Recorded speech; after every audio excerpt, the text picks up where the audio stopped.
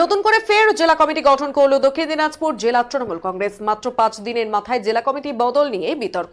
তবে লোকসভা নির্বাচনকে সামনে রেখে বড় আকারে জেলা কমিটি গঠন করতে এমন বদল বলে দাবি জেলা নেতৃত্বদের। এদিকে মঙ্গলবার জেলা পরিষদের একটি ভবনে বৈঠক হয় জেলা তৃণমূল কংগ্রেস নেতৃত্ব এবং জনপ্রতিনিধিদের নিয়ে। সেখানে উপস্থিত ছিলেন জেলা তৃণমূল সভাপতি সুভাষ ভাওয়াল, চেয়ারম্যান তোরাফ হোসেন মণ্ডল, জেলা পরিষদের সভাধিপতি চিন্তামণি বিহার সহ অন্যান্যরা। সেখান থেকেই 74 জনের একটি কমিটি ঘোষণা করে তালিকা প্রকাশ করা হয়েছে, যেখানে জেলা তৃণমূলের সভাপতি সুভাষ ভাওয়াল এবং চেয়ারম্যান তোরাফ হোসেন মণ্ডলকে নিয়ে 11 জনের কোর কমিটি গঠন করা হয়েছে। আগের বার এই জেলা কমিটি ছিল মোট 59 জনের, সেবার মোট 9 জনকে নিয়ে ছিল কোর কমিটি। এই নতুন কমিটিতে স্থান পেয়েছেন প্রাক্তন জেলা তৃণমূল সভাপতি মৃণাল সরকার, বিদায়ী সহকারী সভাধিপতি ললিতা টিক্কা, প্রাক্তন সহসভাপতি সুভাষ চাকির মতো নেতৃত্বরা।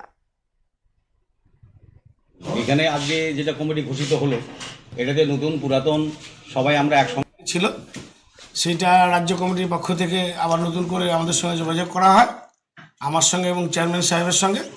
তারপর দুজনের সঙ্গে আলোচনা সাপেক্ষে এটা নতুন করে ওরা একটা আমাদের সবার সঙ্গে আলোচনা করে একটা তালিকা তৈরি করে, সেই তালিকাটা আজকে অফিসিয়ালি ঘোষণা করা হচ্ছে। কতজনের কমিটি আছে?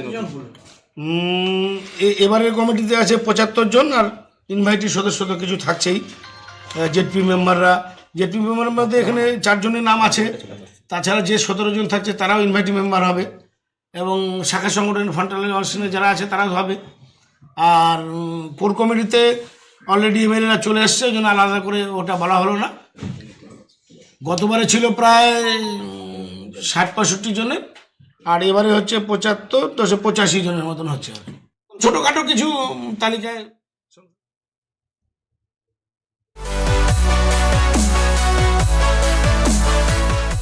আমাদের শক্তি আপনাদের নির্ভরযোগ্যতায়, আমাদের ওই সততা আপনাদের বিশ্বস্ততায়, আমাদের প্রত্যেকটি গ্রহরত্ন পরীক্ষিত এবং কার্যকারী।